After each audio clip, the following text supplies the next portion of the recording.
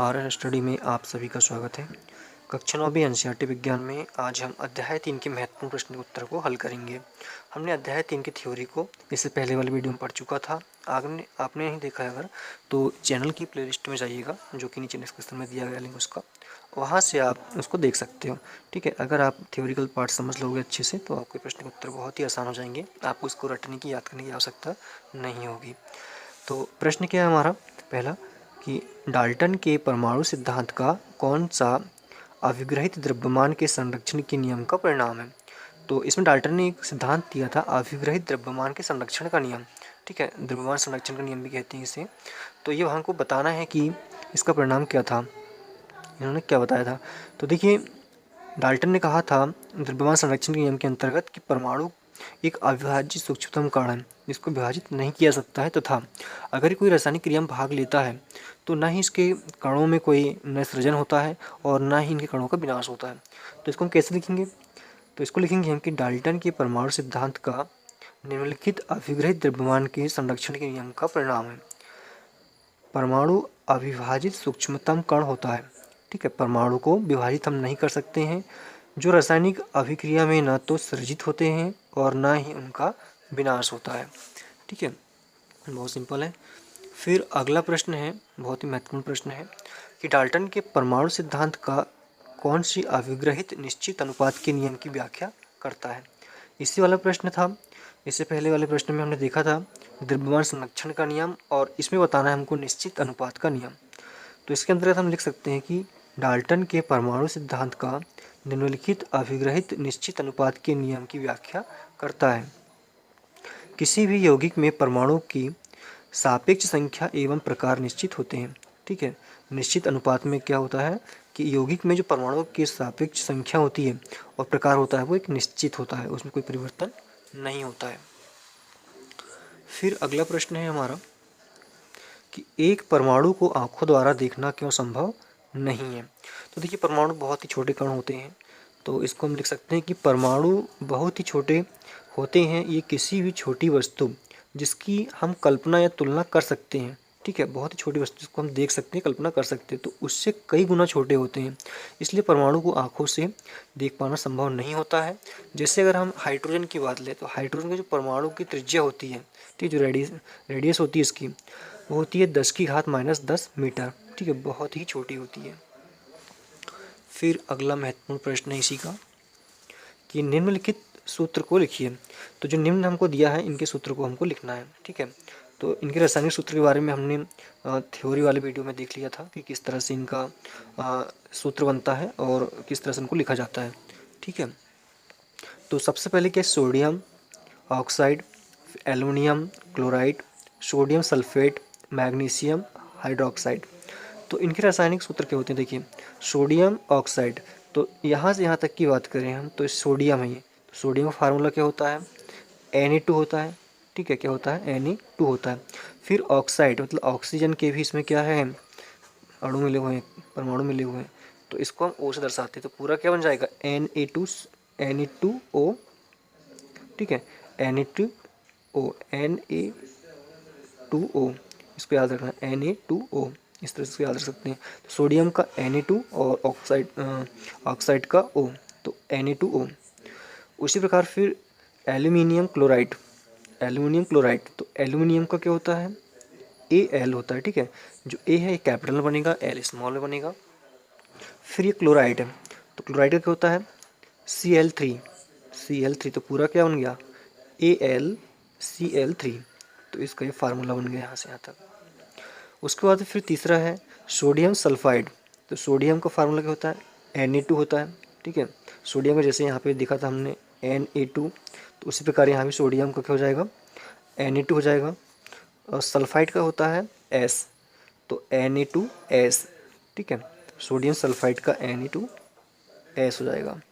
उसी प्रकार magnesium hydroxide, तो मैग्नीशियम का होता है Mg और हाइड्रोक्साइड का होता है OH2। देखिए, सब ब्रैकेट इसलिए लगा है कि इसमें भी दो परमाणु है और इसमें भी दो परमाणु है। ठीक है, तो इसलिए कोष्टक में लगा के हम लिख सकते हैं कि यहाँ पे दोनों लिखते हुए एक बार लिख दिया है, तो O और H के दोनों के दो परमाणु हैं यहाँ पे। ठीक है, फिर अगला है प्रश्न इसमें, यदि कार्बन परमाणु के एक मोल का द्रव्यमान 12 ग्राम है तो कार्बन के एक परमाणु का द्रव्यमान क्या होगा। ठीक है, तो इसमें क्या पूछा है कि यदि कार्बन परमाणु के एक मोल का द्रव्यमान, तो ये मोल क्या होता है, तो इसमें मोल संकल्पना जैसे पढ़ा था पहले थ्योरी में, तो वहाँ से आप इसको देख लीजिएगा, ये भी एक इकाई ही होती है। तो यदि कार्बन परमाणु के एक मोल का द्रव्यमान 12 ग्राम है तो कार्बन के एक परमाणु का द्रव्यमान क्या होगा। तो एक मोल का द्रव्यमान 12 दिया है और हमें पूछा क्या है, परमाणु का द्रव्यमान पूछा है, एक परमाणु का द्रव्यमान पूछा है। तो सबसे पहले तो हमें देखना होगा कि जो एक मोल कार्बन परमाणु का द्रव्यमान कितना यहाँ पे दिया है, 12 ग्राम दिया है, तथा एक मोल कार्बन के परमाणु जो होते हैं, ठीक है, एक मोल कार्बन में जो परमाणु होते हैं वो कितने होते हैं, 6.022 गुणा 10⁻23 परमाणु होते हैं। ठीक है, ये याद रखना, एक मोल कार्बन परमाणु की संख्या कितनी होती है, 6.022 गुणा 10⁻23 होती है। अब देखिए हमें यहाँ पे एक मोल कार्बन परमाणु की संख्या मालूम चल गई है और टोटल यहाँ पे दिया कि एक मोल कार्बन का जो द्रव्यमान है कितना 12 है, तो इन दोनों का हम गुणा कर देंगे, इन दोनों का हम भाग दे देंगे और भाग देने पर हमको यहाँ पे जो कार्बन के एक परमाणु का द्रव्यमान निकल के जाएगा यहाँ से।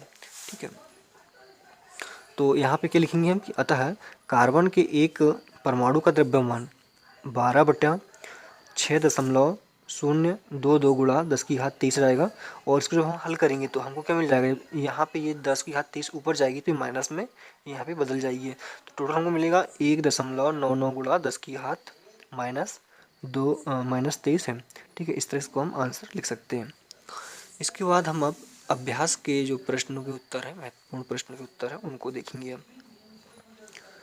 तो पहला प्रश्न है हमारा, बहुत ही महत्वपूर्ण प्रश्न है कि 0.24 ग्राम ऑक्सीजन एवं बोरान युक्त यौगिक के नमूने में विश्लेषण द्वारा यह पाया गया कि इसमें 0.096 ग्राम बोरान है एवं 0.144 ग्राम ऑक्सीजन है। तो उस यौगिक में प्रतिशत घटक का भारात्मक रूप में परिकल्पना कीजिए। तो कहने का मतलब है कि यहाँ पे जो यौगिक बन रहा है, ठीक है, यौगिक का जो कहना चाहिए कि भार है, द्रव्यमान है, टोटल कितना है, 0.24 ग्राम है। ठीक है, और ये जो यौगिक है 2 तत्वों से मिलकर बना है, पहला तत्व इसमें ऑक्सीजन है और दूसरा क्या, बोरान है। तो ऑक्सीजन इसमें मिलाया गया है कितना, ऑक्सीजन इसमें मिलाया गया है 0.144 ग्राम और बोरान इसमें मिलाया गया है 0.0696 ग्राम। ठीक है, ये दोनों इसमें मिलाया गया है।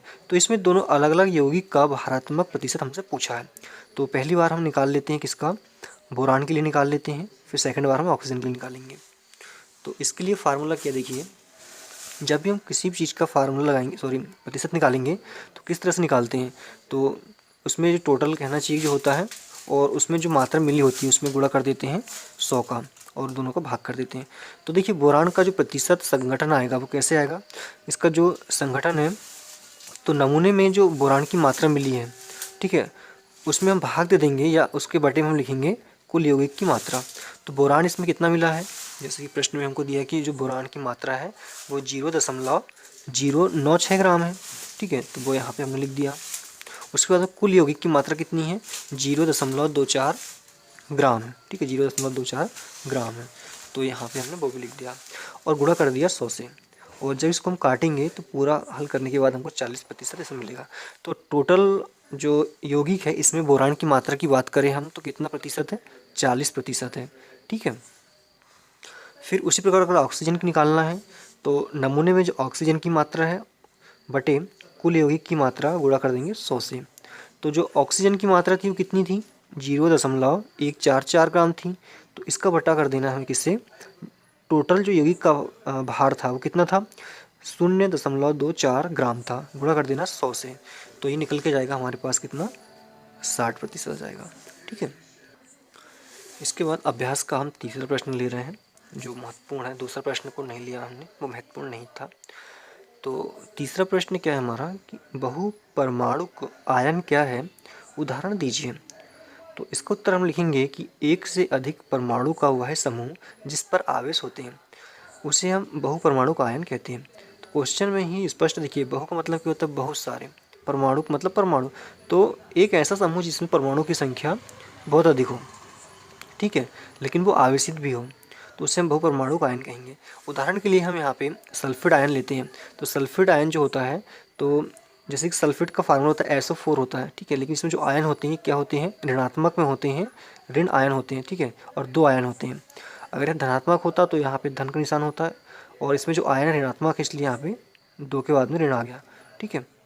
जो उसके बाद में फिर अगला है फास्फेट आयन। फास्फेट का होता है PO4, ठीक है, फास्फेट का फार्मूला क्या होता है, PO4 होता है, लेकिन इसमें जो आवेश है ऋणात्मक आवेश है, और कितने, 3 आवेश हैं, ठीक है। उसके बाद में फिर चौथे नंबर का प्रश्न आता है कि निम्नलिखित की रासायनिक सूत्र लिखिए। तो निम्नलिखित के रासायनिक सूत्र हमको लिखना है। जैसे पहला है magnesium chloride, calcium chloride, copper nitrate, aluminium chloride, फिर कैल्शियम कार्बोनेट। तो ये बहुत महत्वपूर्ण है, एग्ज़ाम में कई बार आ चुके हैं, इसलिए आप इसको याद कर लेना बिल्कुल भी, ठीक है। तो पहला हम लिखते हैं मैग्नीशियम क्लोराइड का। तो मैग्नीशियम का जैसा कि हमने पहले भी देखा था Mg होता है, मैग्नीशियम का Mg होता है, और क्लोराइड के लिए क्या, Cl2 होता है। तो टोटल क्या बन गया, MgCl2। इसको आप अलग अलग भी याद रख सकते हो। जैसे कई बार पूछ लेता है सिर्फ मैग्नीशियम का फार्मूला पूछेगा, तो मैग्नीशियम का क्या हो जाएगा, Mg हो जाएगा, और अगर मैग्नीशियम क्लोराइड का पूछा है तो MgCl2 हो जाएगा, ठीक है। उसी प्रकार यहाँ पे कैल्शियम क्लोराइड है, तो कैल्शियम के लिए क्या होता है, Ca। कैल्शियम के लिए क्या होता है, Ca होता है, और क्लोराइड के लिए क्या होता है, Cl। जैसे यहाँ क्लोराइड के लिए क्या हुआ है, 2 है, यहाँ पे जो 2 लगा, लेकिन यहाँ पे 2 यहाँ पे नहीं लगा हुआ है, ठीक है। तो कैल्शियम क्लोराइड का होता है CaCl2, सॉरी यहाँ पे 2 भी आएगा, ठीक है, ये 2 होता है। उसके बाद में फिर अगला है कॉपर नाइट्रेट। कॉपर नाइट्रेट क्या होता है, कॉपर के लिए हो जाता है Cu, और नाइट्रेट का फार्मूला होता है NO3, और कोष्टक लगा के इसमें 2 लगा देना है, ठीक है। फिर एल्युमिनियम क्लोराइड का, एल्युमिनियम क्लोराइड, तो एल्युमिनियम का होता है AlCl3। फिर कैल्शियम कार्बोनेट का होता है CaCO3, ठीक है, CaCO3 होता है, तो ये याद रखिएगा। फिर अगला महत्वपूर्ण प्रश्न है कि निम्नलिखित यौगिक में विद्यमान तत्वों का नाम बताइए, ये नाम दीजिए।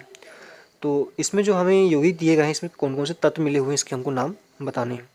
तो सबसे पहले दिया है भुजा हुआ चूना, फिर हाइड्रोजन ब्रोमाइड, बेकिंग पाउडर जिसे हम खाने का सोडा कहते हैं, फिर है पोटेशियम सल्फेट। तो इसमें सबसे पहले हम लेते हैं भुजा हुआ चूना। तो भुजा हुआ चूना का फार्मूला क्या होता है, भुजा हुआ चूना का फार्मूला होता है CaOH2, ठीक है। तो ये कोष्टक में रहेगा OH2। अब इसमें जो यौगिक होते हैं कौन कौन से होते हैं, पहला तो होता है कैल्शियम। यहाँ से देखिए जो Ca जो है वो कैल्शियम का फार्मूला होता है, ठीक है। फिर क्या है, ऑक्सीजन, हाइड्रोजन। तो यहाँ पे जो O है वो दर्शाता है किसका, वो किसका फार्मूला होता है, ऑक्सीजन का, और H होता है हाइड्रोजन का। तो इसी से देखकर हम बता सकते हैं, अगर हमको सूत्र याद है तो इसमें कौन कौन से यौगिक हैं। तो Ca से बनता है कैल्शियम, O से बन गया ऑक्सीजन, S से बन गया हाइड्रोजन, ठीक है। तो ये फार्मूला देखकर इस यौगिक का नाम हम बता सकते हैं। फिर हाइड्रोजन ब्रोमाइड। तो हाइड्रोजन ब्रोमाइड का फार्मूला होता है HBr, ठीक है। तो जो S से बन गया हाइड्रोजन, ठीक है, Br किसका होता है, ब्रोमीन का होता है, ब्रोमाइट ब्रोमीन, ठीक है, एक ही चीज़ है। इसकी जो अभिक्रिया हुई तो ये हाइड्रोजन ब्रोमाइड बन गया, पहले क्या था, ब्रोमीन तत्व था ये। तो यहाँ पे Br किसका, ब्रोमीन का है। फिर है बेकिंग पाउडर। बेकिंग पाउडर का जो फार्मूला होता है ये होता है NaHCO3, ठीक है, NaHCO3। तो Na से क्या बन गया, सोडियम, ठीक है। उसके बाद में फिर कार्बन है, C से कार्बन, और जो H था इसका बन गया हाइड्रोजन, ठीक है। उसके बाद में फिर अगला है पोटेशियम सल्फेट। पोटेशियम का सल्फेट का सूत्र होता है K2SO4। तो जो K2 है ये होता है पोटेशियम, ठीक है। फिर जो S है, S से क्या बन गया, सल्फर, O से क्या बन गया, ऑक्सीजन। तो कौन कौन सी होगी इसमें, पोटेशियम, सल्फर और ऑक्सीजन। फिर अगला महत्वपूर्ण प्रश्न है इसका 7वें नंबर का प्रश्न है, निम्नलिखित का द्रव्यमान ज्ञात कीजिए। तो इसका हमें द्रव्यमान निकालना है। पहला दिया है 1 मोल नाइट्रोजन परमाणु, दूसरा दिया हमको 4 मोल एल्युमिनियम परमाणु। इसमें एल्युमिनियम का जो परमाणु द्रव्यमान है 27 है, ठीक है। एल्यूमिनियम का परमाणु द्रव्यमान कितना है, 27 है। और फिर 10 मोल सोडियम सल्फाइड जिसका फार्मूला होता है Na2SO3, तो इसका हमें द्रव्यमान निकालना है। तो द्रव्यमान कैसे निकालेंगे, देखिए सबसे पहले क्या दिया हमको, नाइट्रोजन। नाइट्रोजन का फार्मूला क्या होता है, N होता है, ठीक है। लेकिन इसकी जो इसमें जो मोल द्रव्यमान होता है वो कितना होता है इसका, एक परमाणु में, नाइट्रोजन के एक परमाणु में इसका जो मोलर द्रव्यमान होता है वो 14 ग्राम का होता है। कितना होता है, 14 ग्राम का होता है। तो इसमें हम लिखेंगे कि नाइट्रोजन परमाणु N का मोलर द्रव्यमान बराबर नाइट्रोजन का परमाणु द्रव्यमान। इसे क्या सिद्ध होता है कि नाइट्रोजन का जो मोलर द्रव्यमान होता है वो बराबर होता है नाइट्रोजन के परमाणु द्रव्यमान का, ठीक है। मोलर द्रव्यमान और परमाणु द्रव्यमान दोनों का कहना चाहिए कि जो चीज़ होती है, मोलर और द्रव्यमान और परमाणु द्रव्यमान नाइट्रोजन का दोनों कैसा होता है, बराबर होता है। और कितना होता है, तो ये 14 होता है। तो हमें कितना निकालना है, एक मोल नाइट्रोजन परमाणु का द्रव्यमान निकालना है। तो जब एक मोल नाइट्रोजन परमाणु का मोलर द्रव्यमान भी 14 होता है और उसका परमाणु द्रव्यमान भी 14 होता है, तो हम कह सकते हैं कि एक मोल नाइट्रोजन परमाणु का द्रव्यमान भी कितना होगा, 14 होगा, क्योंकि मोलर द्रव्यमान और परमाणु द्रव्यमान दोनों ही बराबर है। फिर अगला है 4 मोल एल्युमिनियम।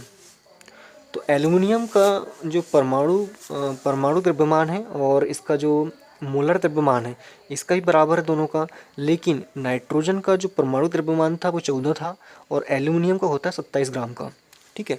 अगर हमसे पूछा जाए कि एल्युमिनियम परमाणु का जो मोलर द्रव्यमान है वो कितना होता है या परमाणु द्रव्यमान कितना होता है, तो वो होता है 27 ग्राम।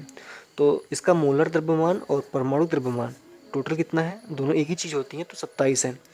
अब यहाँ पे एक एल्यूमिनियम के एक परमाणु का मोलर द्रव्यमान यहाँ पे 27 दिया है, लेकिन हमें कितने का निकालना है, 4 का निकालना है। तो 27 को हम 4 से करेंगे तो 108 आएगा, 108 ग्राम, ठीक है। तो हम कह सकते हैं कि 4 मोल एल्यूमिनियम परमाणु में 108 ग्राम द्रव्यमान होगा, ठीक है। फिर अगला है सोडियम सल्फाइड। तो सोडियम सल्फाइड का जो सूत्र होता है Na2SO3 होता है। तो इसका जो मोलर द्रव्यमान होता है वो देखिए कितना होता है। तो इसका जो फार्मूला बड़ा है तो इसको थोड़ा समझिएगा। सबसे पहले देख लेते हैं इसका Na का। Na क्या होता है, सोडियम। तो सोडियम का जो मोलर द्रव्यमान होता है ये होता है 23 ग्राम का होता है। लेकिन यहाँ पे परमाणु की संख्या 2 है, ठीक है। यहाँ पे परमाणु की संख्या कितनी है, 2 है। और एक जो यहाँ पे 23 है, एक परमाणु का द्रव्यमान है, मतलब 1 मोल द्रव्यमान है, 1 मोल का द्रव्यमान है। तो 1 मोलर द्रव्यमान 23 है, लेकिन यहाँ परमाणु की संख्या 2 है, तो 23 का गुणा किससे हो जाएगा, 2 से हो जाएगा। कितना जाएगा यहाँ पे, 46 हो जाएगा। फिर उसी प्रकार यहाँ पे जो एस है, एस से बनता है सल्फर, और सल्फर का जो परमाणु मोलर द्रव्यमान होता है, ठीक है, वो कितना होता है, 32 होता है। और 32 का गुणा हमने 1 से इसलिए किया क्योंकि यहाँ पे एक परमाणु है, एक नहीं लिखा, पर यहाँ पे कितने परमाणु है, एक परमाणु है। तो 32 का गुणा 1 से होगा, 32 ही आएगा। उसी प्रकार यहाँ पे जो ऑक्सीजन है, ठीक है, ऑक्सीजन का जो मोलर द्रव्यमान होता है कितना होता है, 16 होता है। और इसमें कितने परमाणु है, 3 है, तो 16 का गुणा 3 में हो जाएगा, तो 48, और तीनों को हमने जोड़ दिया। तो कह सकते हैं कि सोडियम सल्फाइड के एक मोलर द्रव्यमान जो होता है वो 126 ग्राम के बराबर होता है, ठीक है। हमें चाहिए 10 मोलर सोडियम सल्फाइड का द्रव्यमान, तो इसमें हम 10 का गुणा कर देंगे, तो ये बन जाएगा 1 किलो 260 ग्राम, ठीक है, या 1260 ग्राम कह सकते हैं। उसके बाद में फिर अगला प्रश्न है, अगला प्रश्न क्या हमारा कि मोल में परिवर्तन कीजिए। अभी हमने द्रव्यमान में परिवर्तन किया था, अब हमें द्रव्यमान को मोल में परिवर्तन करना है, ठीक है। अब समझिए कि जो परमाणु द्रव्यमान होता है और मोलर द्रव्यमान होता है दोनों कैसे होते हैं, बराबर होते हैं। तो चलिए आगे हल करते हैं। तो इसका पहला भाग है 12 ग्राम ऑक्सीजन का मोलर कहना चाहिए कि द्रव्यमान क्या होगा। तो जो 12 ग्राम है, सबसे पहले तो हमें ऑक्सीजन का कहना चाहिए कि जो ऑक्सीजन गैस है इसका मोलर द्रव्यमान निकालना पड़ेगा, एक परमाणु का मोलर द्रव्यमान निकालना होगा। तो जैसे कि हम जानते हैं ऑक्सीजन के एक परमाणु का जो मोलर द्रव्यमान होता है वो कितना होता है, 16 होता है। पहले भाग में हमने इसका जो पहले प्रश्न था इसका 7वें नंबर को उसमें हल किया था हमने।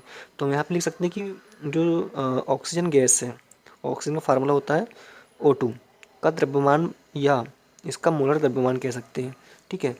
तो कितना होता है, इसमें 16 होता है। लेकिन ऑक्सीजन में जो परमाणु की संख्या 2 है, तो एक परमाणु में 16 मोलर द्रव्यमान होता है एक परमाणु का, लेकिन 2 परमाणु का चाहिए हमें, तो कितना हो जाएगा 16 गुणा 2, तो 16 दूनी 32 होता है। और यूनिफाइड, यू का मतलब यूनिफाइड, ये एक यूनिट होती है, इससे दर्शाया जाता है। ठीक है, तो इसमें हमें मोलर की संख्या याद करनी है। तो मोलर की संख्या हम कैसे याद करेंगे? तो मोलर की संख्या याद करने के लिए जो ऑक्सीजन गैस का द्रव्यमान है, ठीक है, उसमें हम भाग देंगे ऑक्सीजन गैस के मोलर द्रव्यमान का। तो यहाँ पे जो ऑक्सीजन गैस का द्रव्यमान है कितना है, 12 ग्राम का है। और ऑक्सीजन गैस का जो मोलर द्रव्यमान है, ठीक है, वो कितना है? ठीक है, यहाँ पे मोलर द्रव्यमान की बात हो रही है, यहाँ पे द्रव्यमान की बात हो रही है। तो द्रव्यमान यहाँ पे 12 ग्राम दिया है, 12 ग्राम को निकालना है। और जो मोलर द्रव्यमान है वो कितना है, यहाँ पे 32 है। ठीक है, 32 कैसे आया हमने अभी यहाँ पे समझा। जब दोनों को हम भाग देंगे तो आएगा 0.375 मोलर, या मोल, कुछ भी इसको हम लिख सकते हैं, कोई दिक्कत नहीं है। मोल संकल्पना को ही मोलर कहते हैं। फिर आता है 20 ग्राम जल का। तो जल का फार्मूला क्या होता है, H2O होता है। तो H2O को हम पहले क्या निकालेंगे, मोलर द्रव्यमान निकालेंगे। तो मोलर द्रव्यमान निकालने के लिए क्या करेंगे, सबसे पहले यहाँ पे देखिए हाइड्रोजन के 2 परमाणु हैं और ऑक्सीजन का 1 परमाणु है। तो हाइड्रोजन का जो मोलर द्रव्यमान होता है, हाइड्रोजन के एक अणु में या एक परमाणु में एक ही इसका मोलर द्रव्यमान होता है। तो 1 ग्राम मोलर द्रव्यमान होता है तो 1 आ जाएगा, लेकिन 2 परमाणु तो इसमें 2 का गुणा कर देंगे। और ऑक्सीजन में होता है 16, और ऑक्सीजन का 1 परमाणु, इसलिए यहाँ पे 1 का गुणा हो जाएगा। तो टोटल यहाँ पे हम जोड़ेंगे दोनों को तो 184 आएगा। फिर वही फार्मूला यहाँ पे लगाना है कि मोलर की संख्या, मोल की संख्या, दोनों एक ही चीज़, यहाँ पे कन्फ्यूज होने की जरूरत नहीं है बिल्कुल भी। तो जल का द्रव्यमान बटे जल का मोलर द्रव्यमान, तो जल का द्रव्यमान कितना है, 20 ग्राम है, तो 20 ग्राम हो जाएगा। और जल का मोलर द्रव्यमान कितना है यहाँ पे, सॉरी, ये 18 है यहाँ पे, और ये यू है, ये ठीक है, 84 नहीं था, ये यू था यहाँ पे। तो यहाँ पे जाएगा, यहाँ पे 20 ग्राम था और यहाँ पे 18 ग्राम आया। तो दोनों को जब हम डिवाइड करेंगे तो यहाँ पे आएगा 1.11 मोल। फिर है 22 ग्राम कार्बन डाइऑक्साइड का। तो कार्बन डाइऑक्साइड का मोलर द्रव्यमान निकालने सबसे पहले, तो कार्बन के एक अणु में जो मोलर द्रव्यमान होता है इसका 12 ग्राम का होता है, तो ये 12 हो गया। साथ ही ऑक्सीजन में 16 होता है, अभी ऊपर हमने हल किया है, लेकिन 2 परमाणु 2 का गुणा हो जाएगा, तो ये 12 और ये 32, दोनों को हम जोड़ेंगे तो आएगा 44 यू। ठीक है, यू से यूनिफाइड होता है ये। तो मोल की संख्या कार्बन डाइऑक्साइड का द्रव्यमान बटे कार्बन डाइऑक्साइड के मोलर का द्रव्यमान, तो 22/44 हो जाएगा। दोनों को हम भाग देंगे तो 0.5 मोल हो जाएगा यहाँ पे। ठीक है, उम्मीद करता हूँ प्रश्न आपको समझ में आया होगा। फिर अगला प्रश्न है हमारा, निम्न का द्रव्यमान क्या होगा। अब इसमें हमें द्रव्यमान याद करना है। तो तीनों प्रश्न लगभग एक दूसरे से संबंधित है। पहला भाग है इसका 0.2 मोल ऑक्सीजन परमाणु।